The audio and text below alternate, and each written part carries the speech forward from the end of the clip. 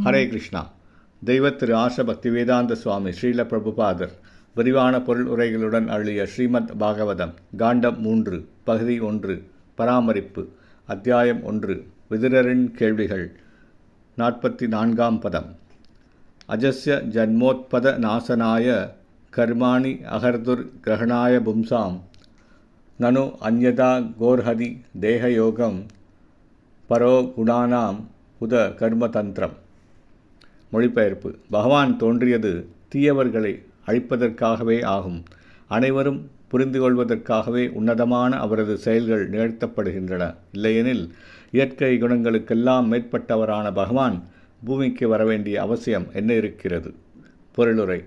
ஈஸ்வர பரம கிருஷ்ண சச்சித் ஆனந்த விக்கிரக பிரம்ம சம்ஹிதை. பகவானின் ரூபம் நித்தியத்தன்மையும் ஆனந்தமும் பூரண ஞானமும் கொண்டதாகும். எனவே அடிவானத்தில் சூரியன் பிறப்பதைப் போலவே பெயரளவிலேயான பகவானின் பிறப்பும் ஒரு தோற்றம் மட்டுமே ஆகும். ஜட இயற்கையின் ஆதிக்கத்தினாலும் கடந்தகால கர்மபத்தத்தினாலும் ஜீவராசிகளுக்கு கிடைக்கும் பிறப்பை போன்றதல்ல பகவானின் பிறப்பு. அவரது செயல்களும் நடவடிக்கைகளும் ஜட இயற்கையின் விளைவுகளுக்கு உட்படாத சுதந்திரமான திருவிளையாடல்களாகும். பகவத்கீதை கூறுகிறது, ஜீவராசிகளுக்காக பகவானால் இயற்றப்பட்ட கர்ம விதிகள் அவருக்கு பொருந்தாதவையாகும்.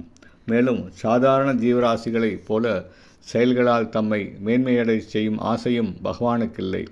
சாதாரண ஜீவராசிகள் தங்களது பந்தப்பட்ட வாழ்வின் முன்னேற்றத்திற்காக செயற்படுகின்றனர்.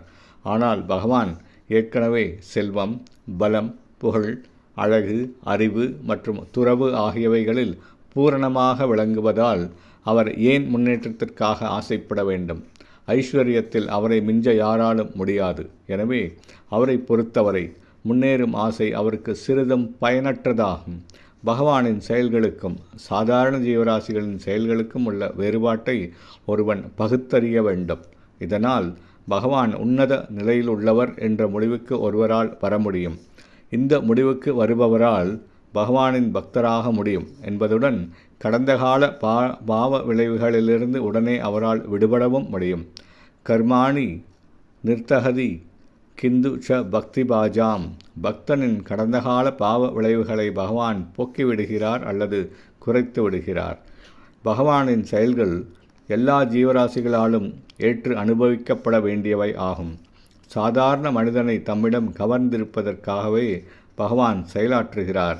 பகவான் எப்பொழுதும் பக்தர்களுக்கு ஆதரவாக செயல்படுகிறார் என்பதால் அவ்வாறு செயற்படும் பொழுது கர்மிகளும் முக்திவாதிகளும் அவரால் கவரப்படக்கூடும்.